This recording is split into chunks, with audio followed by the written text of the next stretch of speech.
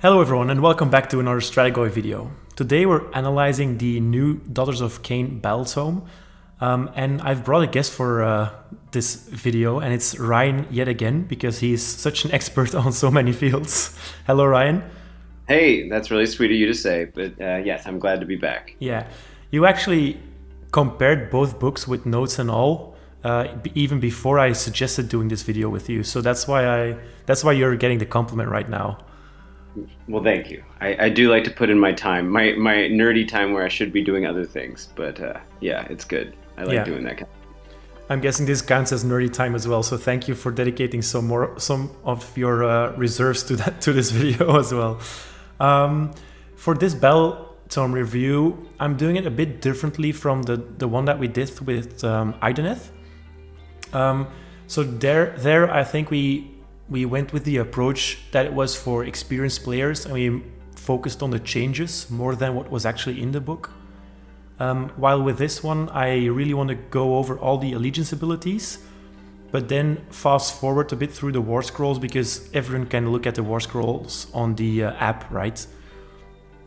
Right. Then we'll talk about some changes, and we both made an army list. I specifically tried to make a different type of list from yours. Mine will be a bit more cliche and yours will be the new hotness, I think, but we'll look at that later. And I will conclude with some closing thoughts. Yeah, and I think it's important, again, this is my little caveat. I don't like to, if I'm going to do one of these videos, I don't like to listen to anyone else talk about the book ahead of time. So I wasn't quite as stringent on that as this time as I was with Ideneth, but same thing. So if I miss something big that everyone's caught, hopefully everyone will go easy on me. Yeah, I mean, just from a informative perspective here, I think it's more interesting when you approach it the way that you do, because otherwise we're just mimicking what we're hearing on the internet, right? Yeah, that's kind of my reasoning there. I don't want to just be like Vince is a point of authority and I'm going to copy what Vince says. I want to see if I can come up with something on my own. Yeah. That's Vince Venturella's channel, by the way, for anyone who doesn't know. Check it out if you like some in-depth guides like the one we make here, because he goes in depth on a new book every time it comes out. All right. Let's start off with allegiance abilities. We've got 4, so it's not an entire page like with the Nighthaunt Battletome, but they're all good, I would say. I'll just quickly go over them, and Ryan, please do add any of your thoughts when they cross your mind. So Battle Fury is a heroic action that you can do instead of a normal heroic action. You can only do with a non-monster Daughters of Khaine hero. You add 2 to all melee attacks used by that hero until the end of the turn. This heroic action does not affect the weapons used by that hero's mounts. That's quite important, I think, for all the cauldrons out there. Yeah, so I've got thoughts about this one. Go for it. There's no reason not to give someone a new heroic action. So, that's great. You're probably not going to need it 9 times out of 10. You're probably still going to resort to your normal heroic, because you only get one heroic action, remember. It's not like Monstrous Rampages where every monster gets to do one. If that were the case with heroic actions, I think this would get seen more often. And I did the math on it too. When you look at all the non-monster heroes, easily the best one to do this with is Little Marathi, which might surprise people, and hopefully she's not in combat. Honestly, hopefully you're not in combat with most, except for maybe the cauldrons. But Little Marathi, especially once you put her into Battle Round 4 where she's getting +1 to hit and wound, is doing something like 7 wounds at -2 before you end up calculating the save, and 5.5 wounds at -1 with this turned on, which turns her into actually pretty good for a foot hero, which is crazy. But yeah, otherwise, the one that everyone's probably thinking of when they think about this is going to be the Slaughter Queen. Although it's worth pointing out that the Slaughter Queen and Hag Queen's profiles now, their melee profiles themselves, not the mount profiles, well, actually the mount as well, are exactly the same now. They used to be different. It used to be the Slaughter Queen was more. And so honestly, this is true for both of them too. It bumps them up, but it still doesn't put it into Little Marathi land in terms of how much impact it's having. Yeah, and I don't think it's a bad thing to put Little Maratha into combat anyway, because she's blocking all damage that's coming into her after 3 wounds anyway. And he gets the -1 to hit, so you're probably right that she's the one you actually want them to be wasting it on. Yeah. But I do agree that there's it's nice to have this heroic action, but if you look at all the other stuff that's available, I mean, you'd really want command points as well, right? I don't know whether you feel like the new Battletome is more hungry for command points than the earlier one was. I mean, I can't speak too much to the earlier one. It worked as a 2nd edition Battletome, but and I think we lost like the artifact that gave you an extra CP on a 4+. Yes, so it was in the second Battletome, the 2nd edition Battletome. So yeah, I have been thinking about that actively while reading through the book. That I think this army is going to really want those extra CP. But the cool thing about the Blood Rights table, which of course we'll get to shortly, is that it has a built-in +1 to hit across all melee, which means you're not going to be using that for all-out attack in melee. So there's one that's saved in kind of implicitly in the army. Yeah.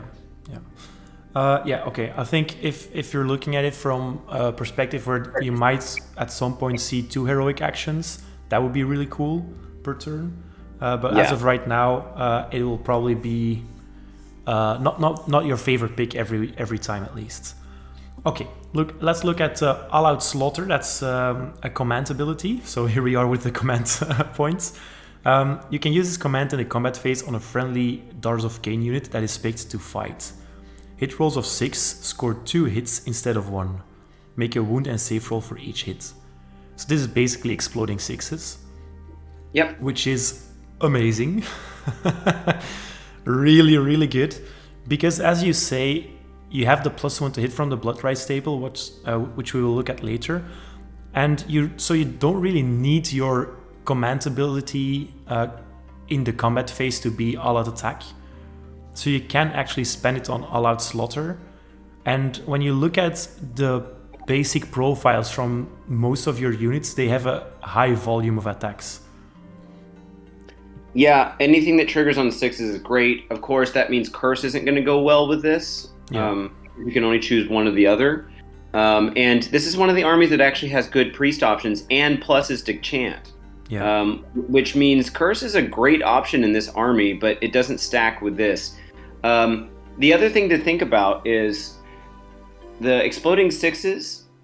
If you do the math on this, if a unit is at 2 pluses to hit, so let's say that they're normally 3+ to hit and they're at +1 because of the Blood Right table. Mm-hmm. If they're at 2 pluses to hit, there's a 1 out of 6 chance that you miss, right? That it's a 1, and there's a 1 out of 6 chance with this ability that you get it back, which means it basically means all your hits go through statistically. Oh yeah. So, which is cool. This plus a 2+. Now it's not the same on a 3+. It's more weighted towards losing. Yeah. But if you're on a 2+, which is easy to get in this book, you're basically getting auto hit statistically. Yeah. And that's pretty cool. That's crazy for thinking about.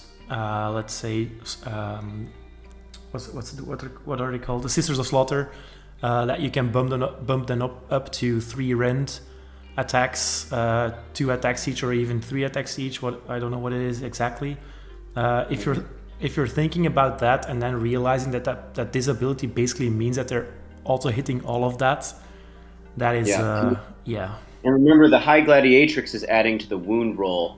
It's changing the wounds characteristic, so that's even better because the hits are guaranteed with something like this. Mm-hmm. Also worth pointing out is there is a prayer, which is Catechism of Murder, that is essentially the same thing. It gives 1 unit exploding 6s. So you can actually have 2 units with exploding 6s, 1 through a command ability and 1 through a prayer, if you choose to go with that prayer. Or it means you don't have to waste the prayer slot and take something else that might be better for you. So I like this command ability. I think it's great. I think it used to belong to a sub-faction, if I'm not mistaken, and then got moved into the whole army, which is great. Yeah. Okay, let's look at 2 abilities that you don't have to activate but are active all the time. So the first one was the easiest to type ever. Friendly Daughters of Khaine units have a ward of 6+. Now, I think if you're not playing competitively or you're not doing Math Hammer on these abilities, this might seem like a little thing, but a 6+ ward is actually huge. Yeah, I mean 6+. We talk to any Death player. What they're really excited about in Death Army is things like, especially Soul Blight, is bringing those units back. The 6+ ward doesn't end up doing a whole lot, unless again weight of dice. If you have a lot of save rolls, then it's gonna kind of maybe come into play. Especially if you have something with splashback wounds. That's also nice too. In a sense, of course, the splashback wound roll is on a save, and this is a ward. But the really important thing here is that this can get turned into a 5 pretty quickly. We'll talk about speeding up the blood rights table later, but turning it into a 5 doubles the effectiveness of the ward save, and that's when we're really talking, power. But a 6+ ward, no one should ever complain about it. It's just nothing new for this army, but getting to 5 is so. Yeah, and the 6+ ward, maybe it's not blocking damage that much, but it's the psychological aspect of it as well. Let's say you're shooting with you're shooting a hero or something that has a 6+ ward. You're never sure that one shooting attack is going to be enough. So if you're splitting attacks or whatever, you really have to be careful. And usually you're spending more than you actually need to kill something, just because you want to avoid the occasional 6+ ward that might block your damage, right? Sure. So, like, if I literally just played against Kairos last night, and if he does Gift of Change, immediately 6 mortal wounds on your High Gladiatrix who has 6 wounds, he's not sure he's going to kill her, right? Just like you said, if you need to kill it in one go, and you need that Chaos Spawn, let's say, in that situation, then yeah, the 6+ ward is a nice, like, wrench in the spokes, if you will. Yeah. But it's not something to rely on. No. 5 is decent, though. Yeah. 5 is solid. Well, let's move on to the 5 then, with the blood rights table. So I think Games Workshop really loves like tables where the army just gets a little bit better over time. With the Ideneth, it's not the same thing obviously, as it doesn't stack with Ideneth. But I kind of like where you're playing a different army every turn, or a little bit different at least. So that's cool. So friendly Daughters of Khaine gain a stacking ability each battle round. Starts off in battle round 1 with add 1 to run rolls and add 1 to charge rolls. Add 1 to hit rolls for melee weapons only, by the way. Add 1 to wound rolls for melee weapons only. And then friendly Daughters of Khaine have a 5+ ward. Now I want to mention on this 5th ability, Ryan, I think you probably have noticed it, but as the way you phrased it, it doesn't really increase the Fanatical Faith ward, it replaces it. Right. And that is important when you're looking at artifacts and command abilities, or a spell or something, or a prayer that increases the Fanatical Faith ward. So it would not increase the Blood Rights ward. So you can't make it up to a 4-up ward from the Blood Rights, for example. How would you get to a 4-up anyway? Well, if there's an ability that increases your Fanatical Faith wards, Gotcha. which there is in the book, it would not work on the Blood Rights ward of 5+. It only works on a 6+, so it makes it a 5+ again. I see. And the other one is the reroll. I think there's a prayer that gives you rerolls on saves. It doesn't work with that. Now you say it replaces it. It doesn't have to replace it. No. So True. if you want to reroll, and it turns out the math on it is rerolling failed rolls on 6s.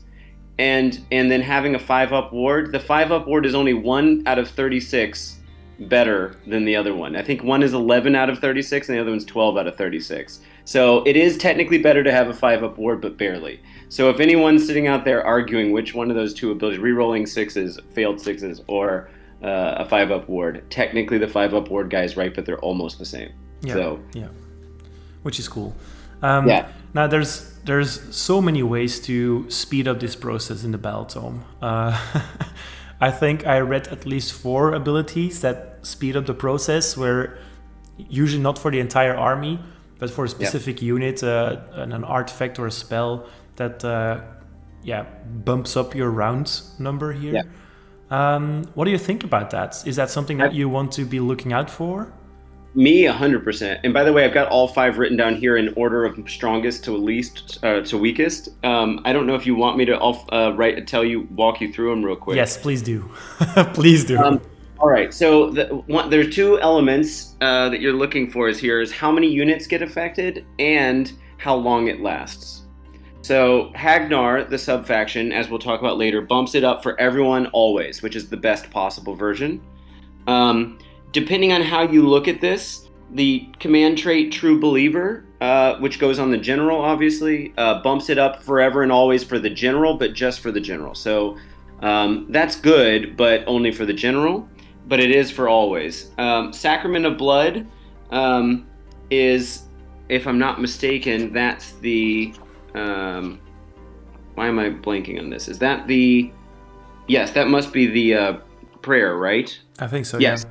Sacrament of Blood is a prayer. You pick 1 unit, and they get +1 until your next hero phase. So now we're back to 1 unit. We're going to be 1 unit for the rest of this table that I'm mentioning here. Mm-hmm. But now it's to the next hero phase, which means if you get double turned, it's lasting quite a while, and it's still for your whole turn. The next one is the Hag Queen's ability, all 3 of them, including the named one, Morgwaith.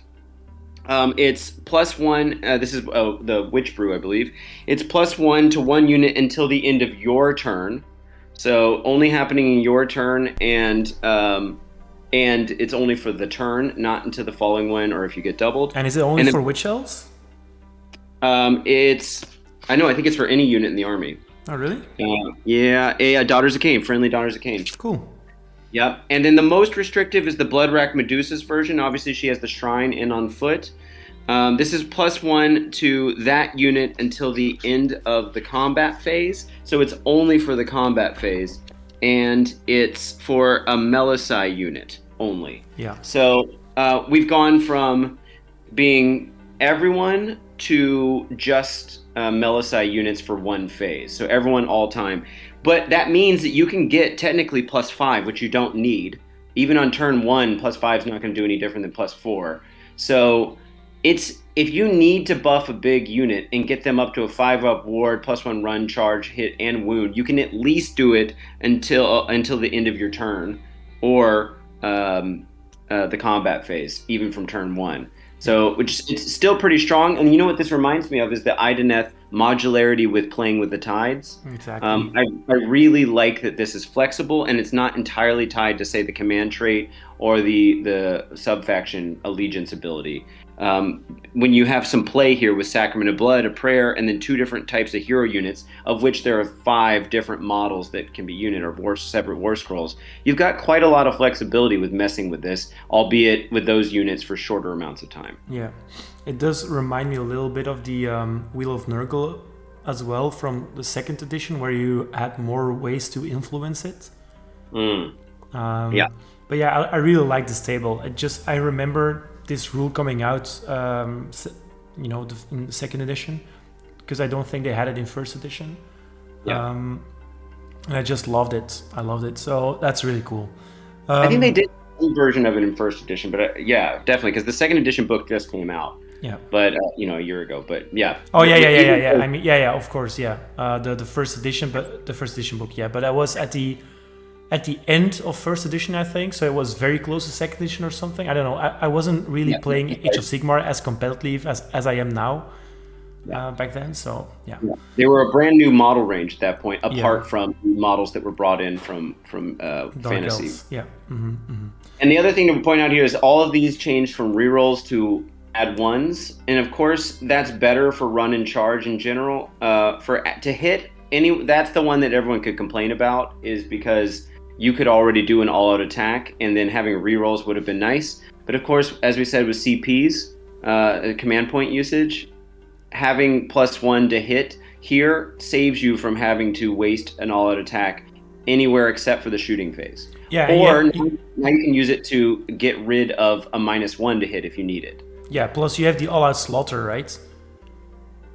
Yeah, exactly. So that's basically your go-to all-out attack that all other armies have to use. You get it for free from round 3 and up, and you have all-out slaughter to add to that. So I don't think it's something to complain about personally. No.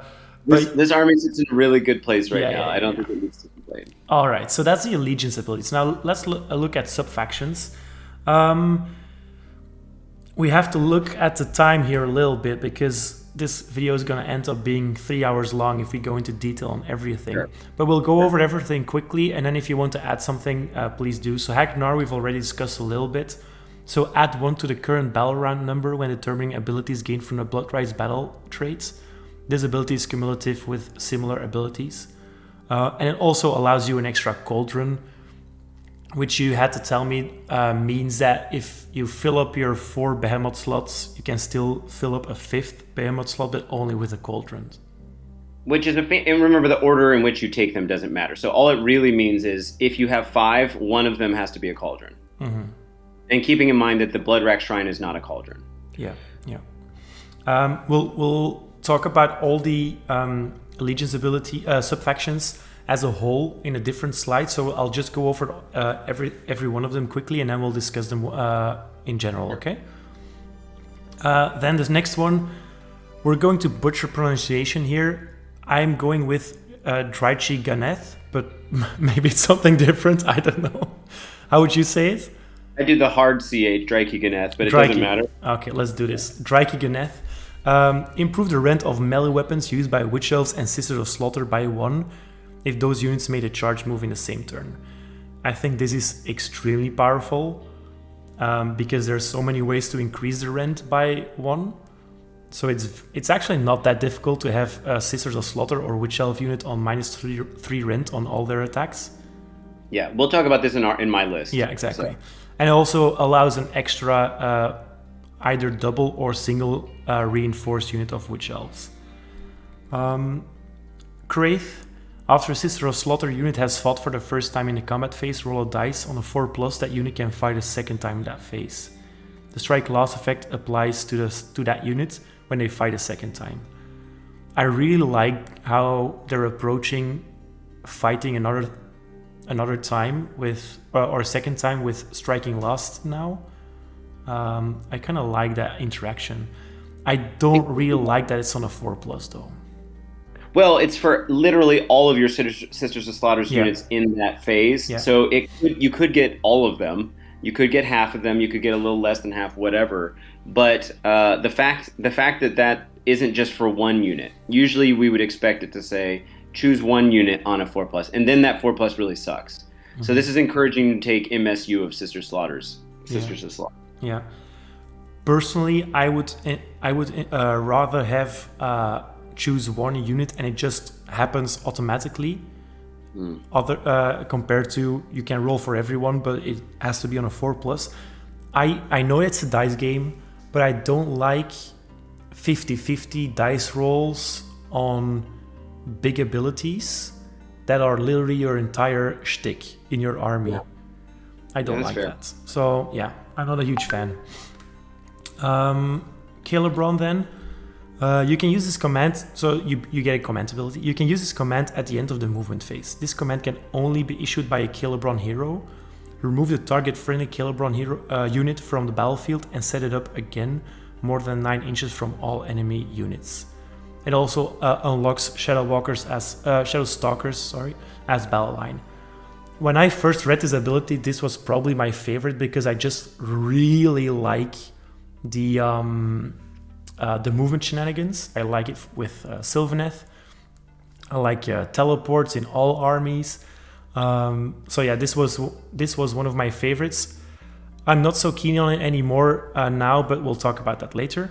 Then you've got Keltnar. Keltnar is basic from the looks of it. Keltnar units can retreat and still charge in the same turn.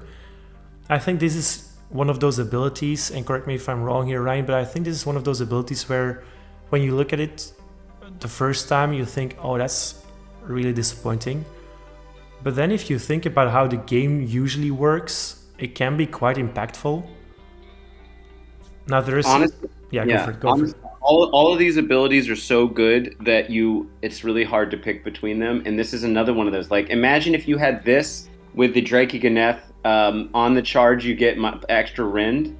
Like, that would be amazing because then you could be guaranteed to get that charge every turn. Yep. So Yes, if you could combine those two things and board shenanigans and stuff, it's just good to be able to get out of combat and put your models where you need to put them. Yeah. So, and keep in mind, Mind Razor does work outside of Dryke Ganeth.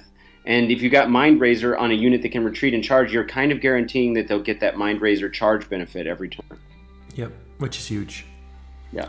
And then we've got Zainthar Kai. Each time a friendly Melusai model is slain, that model can fight before it is removed from play. It also unlocks Blood Sisters and Bloodstalkers as battle line. So you don't necessarily need that Melusai general anymore if you want them as battle line. I really like this one because I like the snake aspect of Daughters of Khaine, not per se the shooting and we're not moving kind of play style, but just all the more mutated elves. I really like them. Okay. Right. Yeah. Let's look at a general overview. So this is how I kind of summarized every faction. Let's just talk about them one by one if you like. Point out some things that you find interesting. Why don't you start, Ryan? I mean, like I said, they're all good. I guess the teleport one I still think is great. Of course, it's the end of the movement phase, so you can't move after doing that. Teleporting, just having that as an ability at any given time is amazing. But you still have access to some teleporting in the army in general with deep strikes from the Kinnerai. Shadow Stalkers can teleport even out of retreat now. And there's a teleport kind of spell, right, that flips two heroes. Yeah. So you've got some ways to do it outside of Kyle but I think flavor-wise, that would be the one that I would most want to kind of toy around with as a Johnny-type player.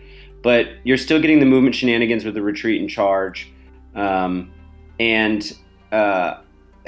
is hard to argue against, right? Just getting +1 on the blood rights table is just such a safe bet in general that I don't know. All of these are great. Yeah, I feel like the meta is going to end up testing all 6 of these in some way, shape, or form, and there are going to be decent lists in pretty much any one of these, which is amazing because Battletomes don't usually have that, where all of them are good. Yeah, the fact that you can basically choose any faction, subfaction, and do all right with it is amazing. There's no... If you choose that subfaction, you need to build your army specifically like that. Although, I mean, Keltnar obviously pushes you a bit in that direction, and Kraith does as well. I do agree that Hagnar is probably the one that you suggest for players that are focusing on the War Scroll still.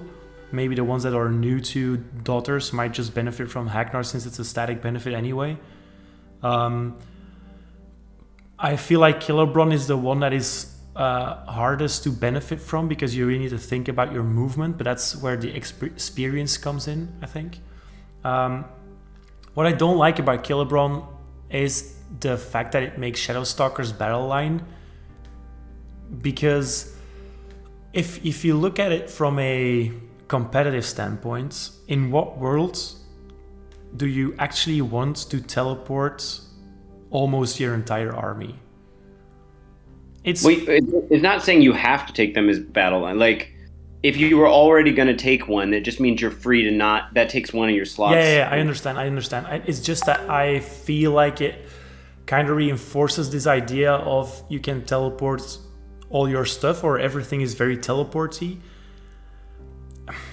I feel like I would like another bonus or something different than them being battle line, because usually when I have this ability to teleport at the end of the movement phase, I will probably not include Shadowstalkers at all, maybe even. Well, here's the move though: is you get a bow snakes army, you teleport the snakes with the command ability, and then you teleport the Shadowstalkers for free right in front of them as a screen. Oh yeah, okay. And so now you've given a unit that you actually want to teleport, because we don't have a unit-wide teleport short of Bridge, the Soul Scream Bridge anymore. And if you really need Marathi to be in the area so that you can do whatever, you can teleport 2 heroes with the swap spell if you really have dance. Yeah, so I don't know. I think maybe there's shenanigans here that are worth considering, and by the fact that the Shadowstalkers are knocking out one of your battle line units, you could triple reinforce them if you want and make a giant ass screen that can teleport wherever you want. It's kind of interesting. Yeah. I don't know.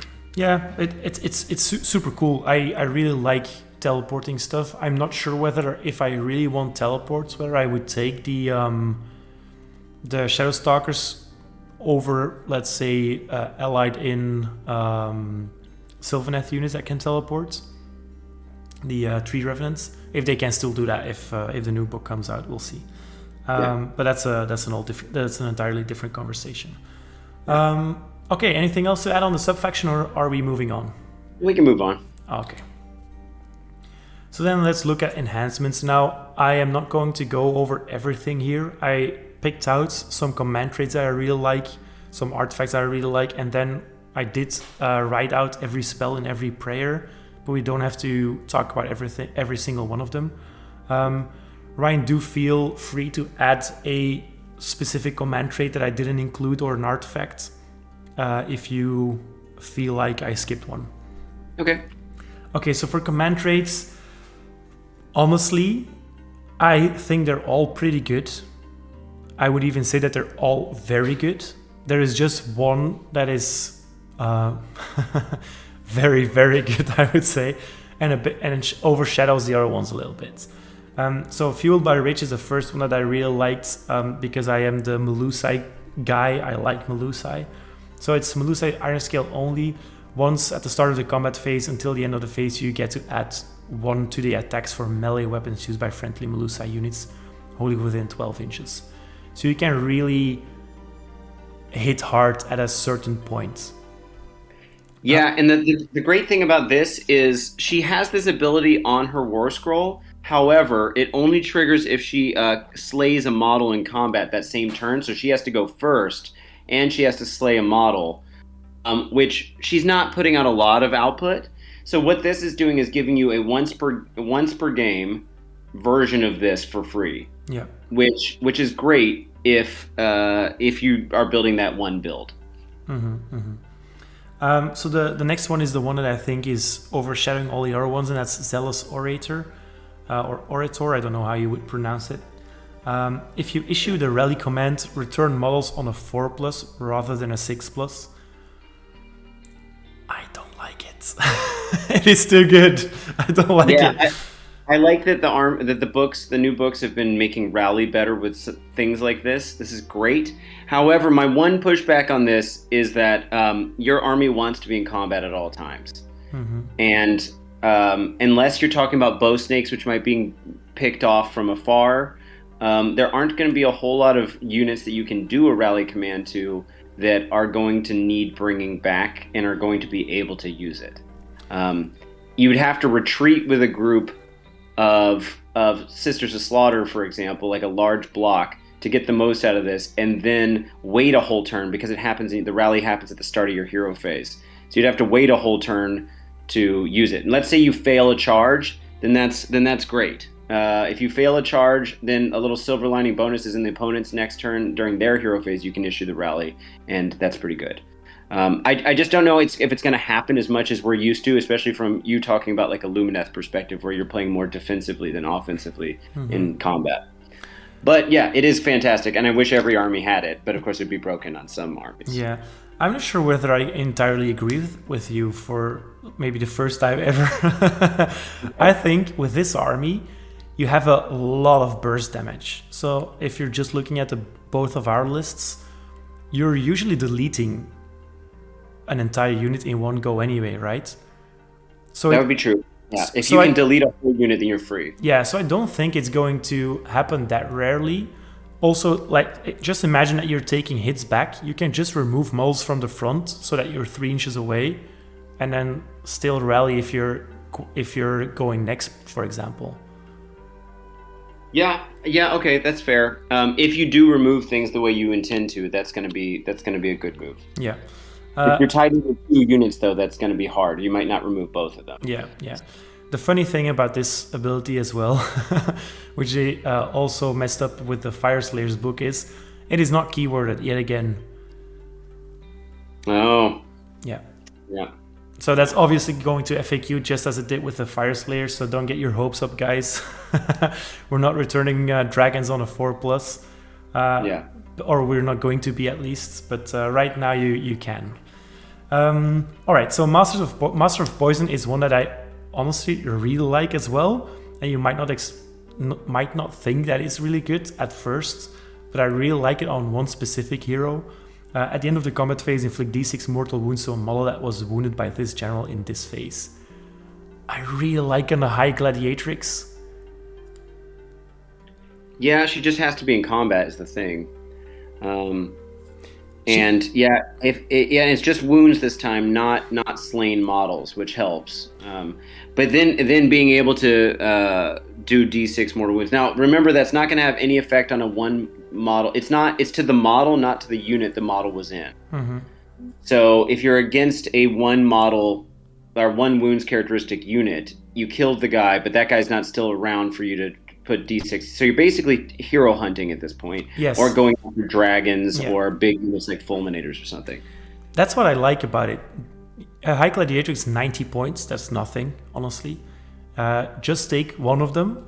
The thing is, she has to be your general, which I don't like then in that combination, but just think about her ability where she can basically slay a hero if you roll above the wounds that they have left.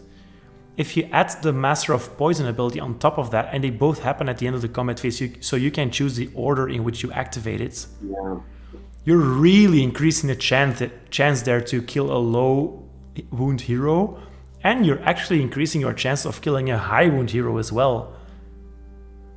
Yeah, that's not bad. That's not bad. Yeah, so for 90 points, I like it. The only downside is you're going to lose your general at some point, for sure. And I just always worry about these combat-oriented command traits or artifacts even, that a lot of times in an army that doesn't have big beat stick generic heroes that can take them, like Marathi's a beat stick, but she can't take an artifact or command trait, you're kind of left wanting, like, is my guy really going to get in combat? And is it going to make a big difference? I don't know. So.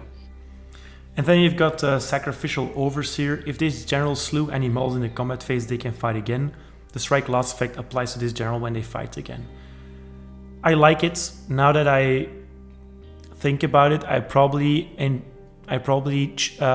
probably choose one of the other command abilities that I didn't include on this slide over this one, because there's one that lets you know allows you to know all the spells from the Lore of Shadows, I think, and also one that increases your casting of Lore of Shadows by 1, which are all both great abilities.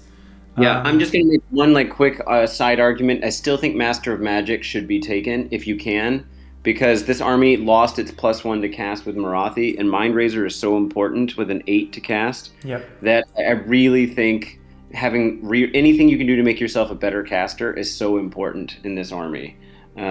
So unless you don't need Mind Razor, perhaps.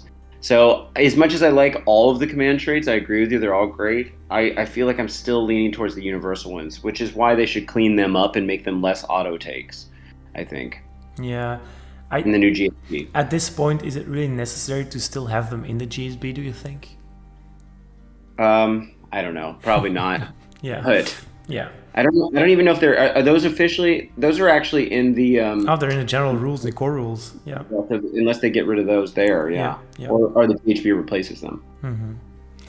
Yeah. Okay. Let's move on to artifacts, because these ones are all very good as well. But yet again, there is one that, for me personally, stands above the crowd, and that's the first one here. Crown of Woe. Enemy units within 9 inches cannot receive the Rally or Inspiring Presence command. If the bearer slew any models, and this is huge, the range is permanently increased to 15 inches. Yep, and it's not wholly within, it's just within, so you just have to tag a model. That is disgusting. Honestly, it is disgusting. Yeah, so I mean, it means you're going to be doing a whole lot of damage with Battle Shock, and Rally is less of a thing. You know, if you're playing correctly, they're not going to be able to rally all that often. But yes, I think the Inspiring Presence bit is super great. Yeah, Rally is not going to win any games unless you're rolling a lot of 6s on dragons. Not that I'm thinking of a specific person here. And even then. But the Inspiring Presence, holy shit! Like, if I just think about all of the games that I've ever played, where I could make someone not use Inspiring Presence. That would have been game changing for so many of my games. Yeah, and it used to be in the old book -2 to bravery. This is way better. Yeah, this is really good. And 9 inches is already pretty generous for the command for an artifact like this, because it's not a command trait, it's an artifact, so it can be on any hero. But 15 inches. Yeah. Good lord. Anyway. Rune of Khaine. When the bear is slain for the first time, fight before they are removed, which is cool if you're going hero hunting with a high gladiatrix, for example. That would be cool. Sure. Anything else that comes to mind? I don't know. It's always good with these fights before they're removed abilities that if you're a bracketed character, you're on your lowest bracket when it takes place. Oh, that's true. Unless you did the monstrous roar thing or whatever it's called that lets you fight on your top bracket for that combat phase.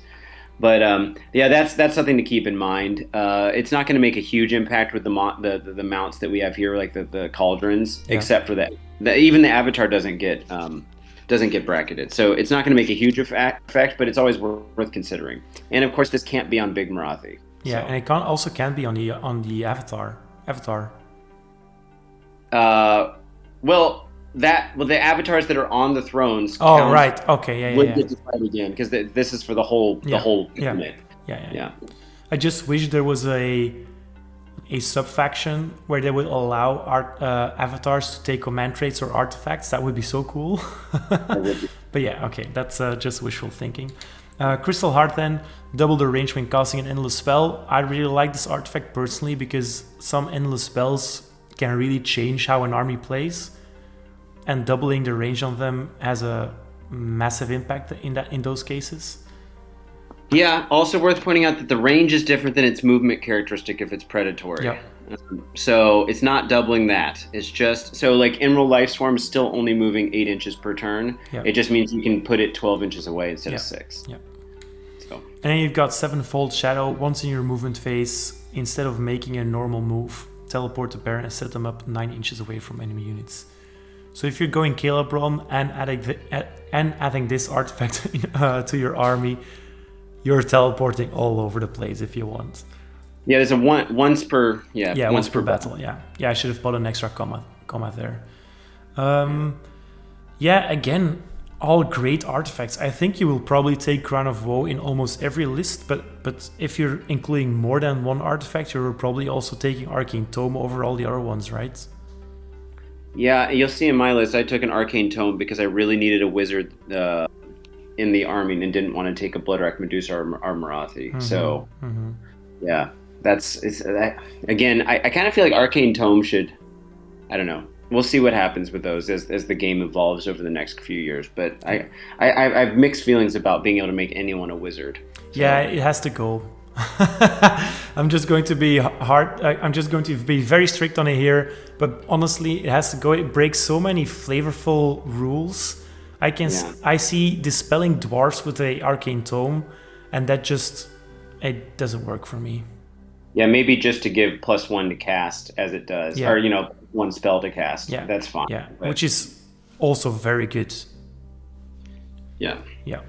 Okay, on to spells then. Unless you have anything else to add on the artifacts. No, keep going. Okay, we're going through these.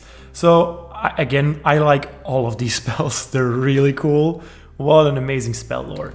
Steeds of Shadows, it's a casting value of 6. It's only effective on the caster themselves.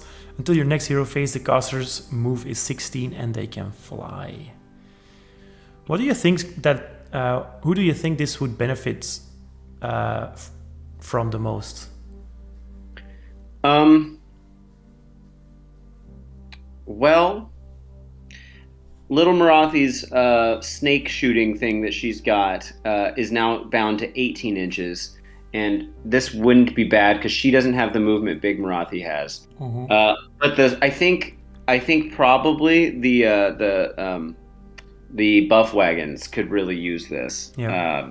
Or to be fair, so something else we're going to see later in my list, at least with the High Gladiatrix, is you really need your Witch Elves and Sisters of Slaughter to stand within her bubble. But they're fast with run and charge, and with especially the Sisters of Slaughter with the 6-inch pile-in, there's a really good chance they're going to get outside of that bubble. So having the High Gladiatrix being faster and able to fly over them might actually be a way to make sure that the bubbles are maintained. I think there's a lot of utility here. The problem is, are you really going to choose Steed of Shadows when you only get to choose one spell? Yeah, exactly. And in this particular case, it's the caster's move. So the only way the High Gladiatrix or one of the main cauldrons is getting it is if you give them Arcane Tome. Mm-hmm. So it's the Blood Racks are some of the weaker units in the army, and the only reason I think the Blood Rack, which are the 2 natural wizards that could take artifacts or command trades, the only reason they're in the discussion still, I think, is because of their the fact that they're the only casters. Yeah. If the Hag Queen or Slaughter Queen were casters as well, without the Arcane Tome, we wouldn't even be talking about the Blood Rack. So I don't know. I'm mixed on that. And while I'm still talking about it, I did look at the artifacts real quickly. The Shadow Stone is one that you left off that adds 1 to casting roll. Yeah. And I think that's actually really important for this army. Mm-hmm. I wouldn't overlook that, but it can only be put on a wizard, and it's an artifact, so you can only put it on the Blood Rack. So at that point, you're wondering if that's worth it. I don't know. Exactly.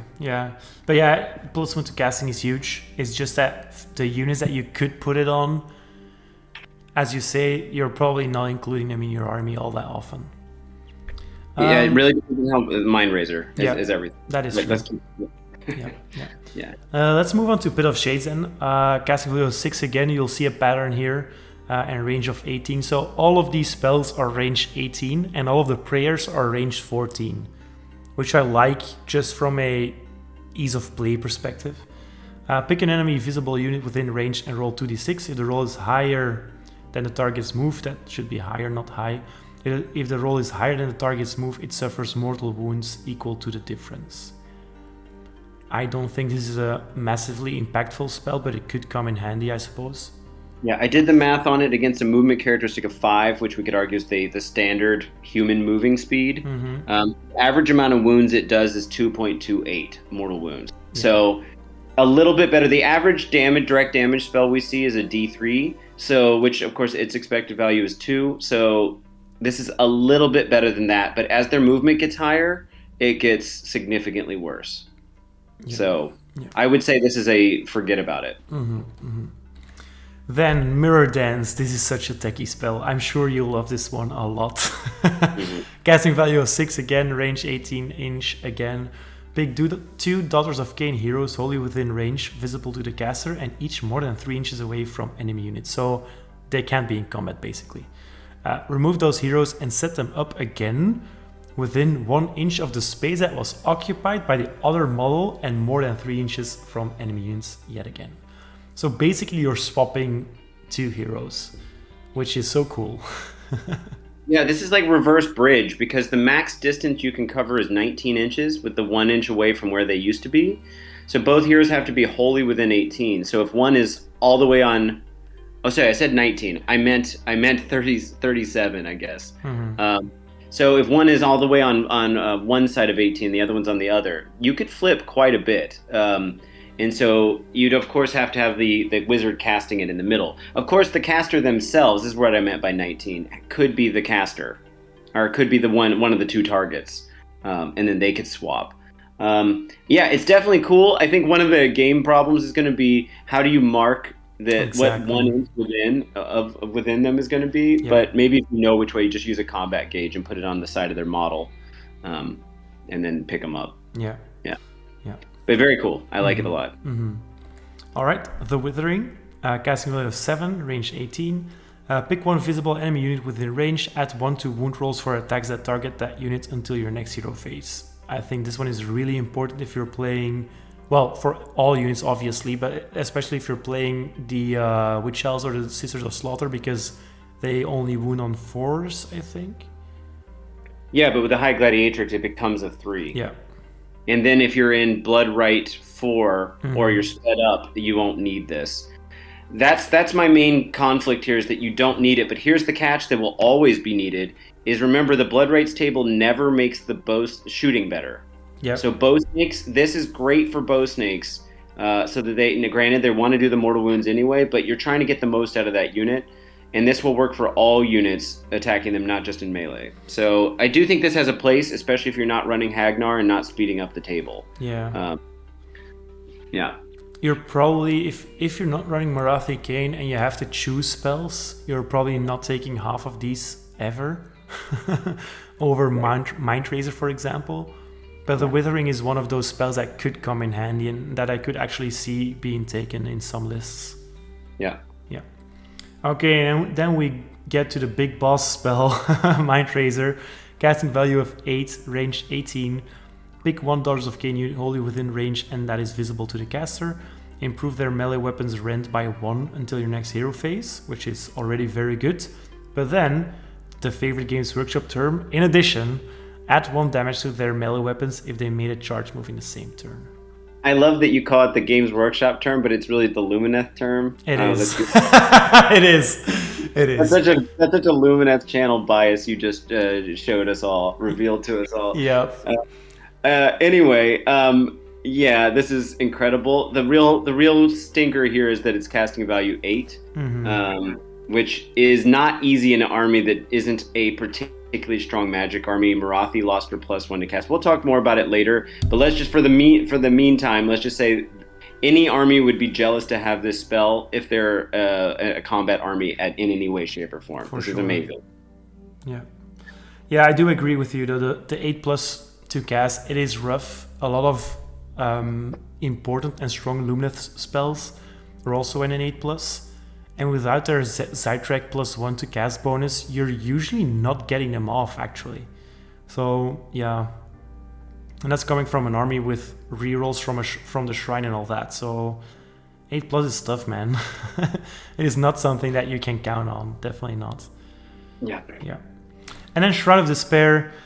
18 inches again, but only a casting value of 4, which is the opposite of hard to get off. Pick one visible enemy unit within range and subtract 1 from that unit's bravery until your next hero phase. If the casting roll is 8+, subtract D3 from their bravery instead. Not a spell you'll probably take a lot, right? No, but there are bravery bomb builds that you might want to consider, especially with like the horror ghast. I think can still do something. Bravery bomb, or maybe that's just blocking in battle shock community now at this point. Yeah, and you have the Crown of Woe for that, so. Yeah, exactly. So, but regardless, I always thought the bravery bomb lists were cool. I think they've become even less impactful nowadays. Yep. But it's kind of interesting. Depends on the build. Let's put it this way: if you're taking the book that lets you choose the command trait that lets you choose all 6 spells, maybe little Marathi uses this once in a blue moon. Maybe. Yeah. Okay. She wouldn't be able to take it, but yeah. Let's look at prayers then, because these are also very, very good. Now, I just want to preface this section by saying that I really don't like how prayers work in the game right now. I think they're way too easy to get off and they're way too hard to block. So I feel like every army that has a decent amount of prayers and priests has just such a massive advantage over other armies. But that's just my 2 cents here. Well, yeah, keep in mind that this army has a +1 to chant pretty much at all times, because now both of the cauldrons have the avatars +1 to chant 9-inch bubble. Yep. And of course the cauldrons themselves are priests, so they've always got it no matter what. Yep. But it's also and all of these are on 3s, as you're probably about to say, yep. and 14 range as you already did, which means they're all on 2s. If you take High Priest as your command trait, then they're 2s re-rolling, which has a 97 out of 97% chance of going through. Honestly, as far as the prayers are concerned, most armies that have prayers aren't that strong. It's really Stormcast and now Daughters that we're worried about, because they're the ones with the big cast or the chant bonuses. Who are you thinking of? Like Khorne? No, I was thinking about Stormcast. For the fact that their teleport is basically guaranteed thing that has no counterplay. I just hate it. I hate it. And it's not that it's too strong. It's just that I don't like, and that's coming from a Lumineth player, mind you. I don't like stuff that has no counterplay at all.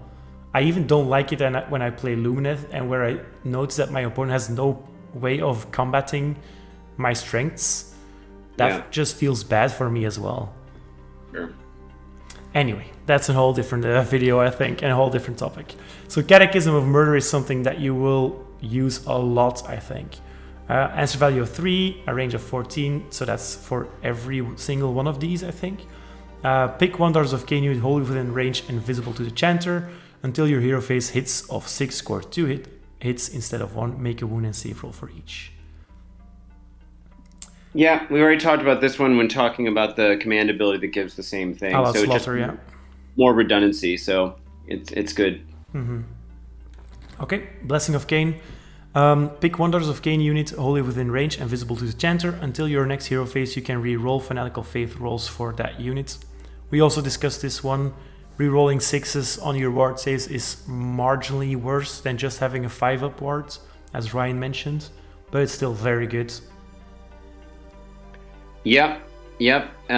So it's, I think this is a great one, actually. Mm-hmm.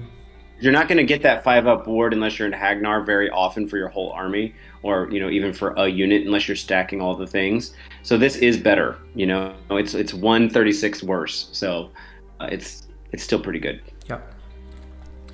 Martyr Sacrifice. Pick one Daughters of Khaine unit wholly within range and visible to chanter.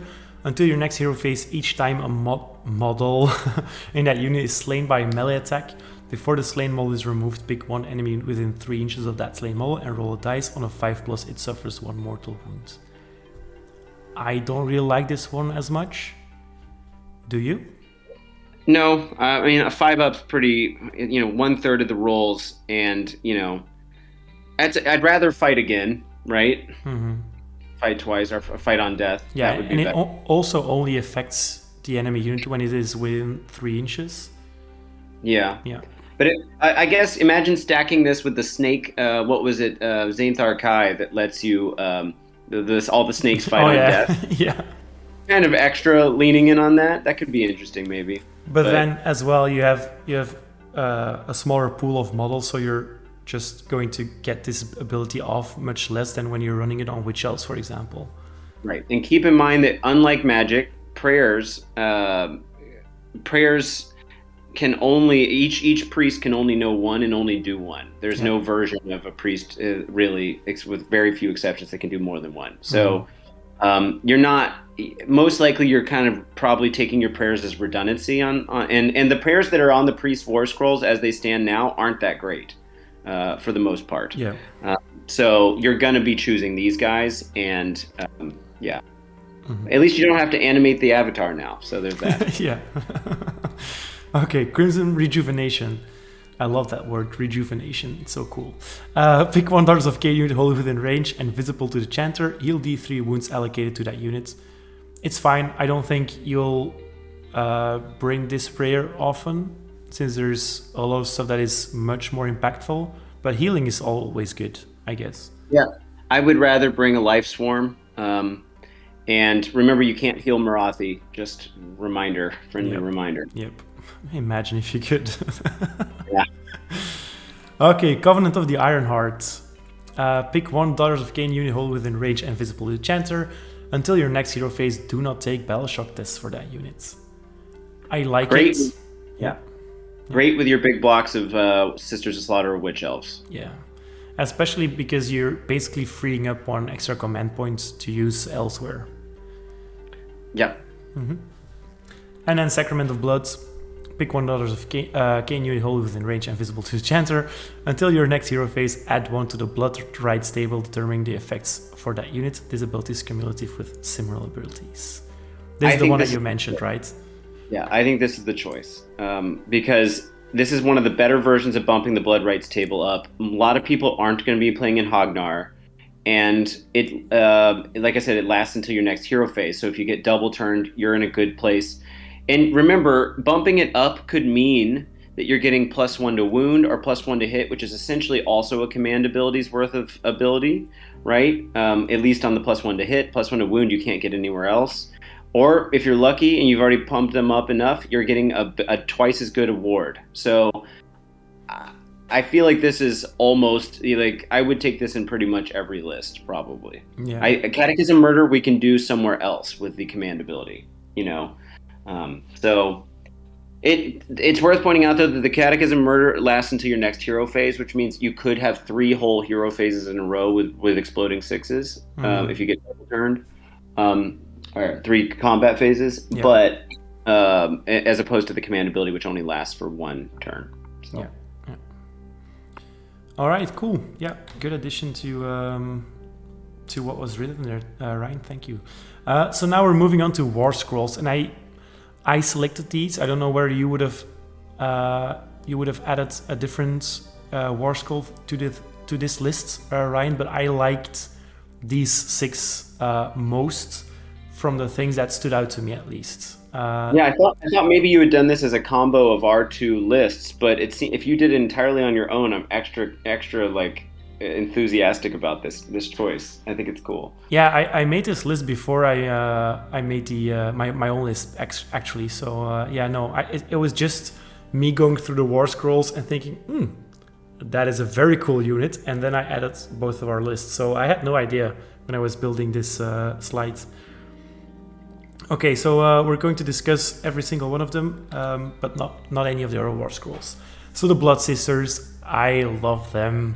I like the snake builds, as I mentioned. I was not a huge fan of the Bloodstalker build because it's just so boring. It's the same reason why I don't like playing with 30 Sentinels. Now with the Blood Sisters, they're a super melee blender. They have a ton of attacks. They're just weight of dice attacks, basically. And their special touch ability that procs on a 2+ now is a very consistent mortal wounds output, right? So they're basically good at dealing with anything. I guess I would throw in. I don't think we even call that procking because it's an after effect, and so it's not like a critical hit, right? And if it's on a 2 out of 5 or 2 out of 6, or what am I trying to say? 5 out of 6 chance. I don't think that counts as procking anymore. I think that's just an awesome ability. But no, that's just me nitpicking and making a little fun at it. But no, that's a great ability, by the way. Yeah, and I think how the ability is phrased is the unit has to be within 3 inches. So if you're running 15 Blood Sisters... It's 1 inch. Oh, 1 inch, right. But still it's a unit, right? After this unit has fought for the first time, it used to be at the end of combat, so now it happens before they get to fight back. Which is even better, yeah. Yes. And all of its attacks have been resolved. You can pick 1 enemy unit within 1 inch. So it's of this unit. It's not per model. Yes. And then you roll 1 dice for each model in this unit. Exactly. So just imagine a world where you're bringing 15 Blood Sisters, you're buffing them up with Morathi and or Melusai Iron Scale. You're doing 3 attacks each with these guys, and then rolling 15 dice, and every 2+ is a mortal wound. Yeah, and keep in mind, this says after they fought in a phase, meaning if Morathi's hero phase thing goes off, then you get double this. It is so good. It's so good. Oh, God.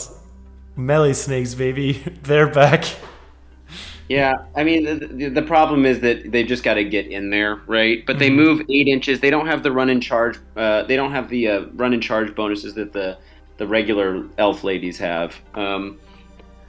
But I do think there's even more cause to use these guys. I think they're great. They're also a great screen, really. At the end of the day, they've got 2-inch range, so they could be behind a screen as well. So this is a fantastic unit. I think great choice. Yeah.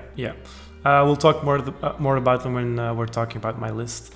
Then we're looking at Morathi and the Shadow Queen. Obviously, I had to include these ladies or this lady. Oh, it's 680 points now, which you mentioned and I didn't correct. I did. Yeah, I know you don't listen to me anymore. I just look at what you're saying, like, okay, maybe next time.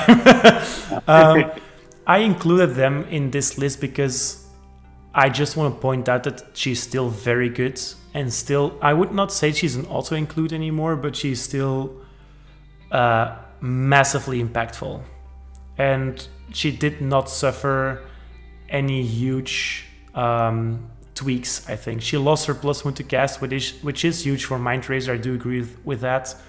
But she retained the shoot in the hero phase or attack in hero phase, which I don't think any of us expected. So, yeah, I mean, I think maybe what they were trying to do with balance is they knew they were going to make the rest of the book tempting, and so now the bow snakes list is just a tempting option and less like oppressive. And honestly, in the meta, a lot of people have figured out how to beat bow snakes anyway.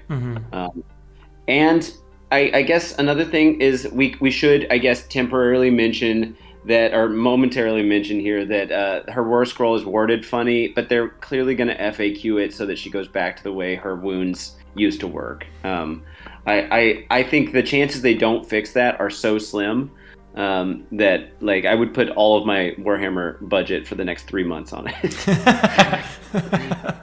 Which is something for you. yeah. Well, it's slowing down a little bit, but I personally, from my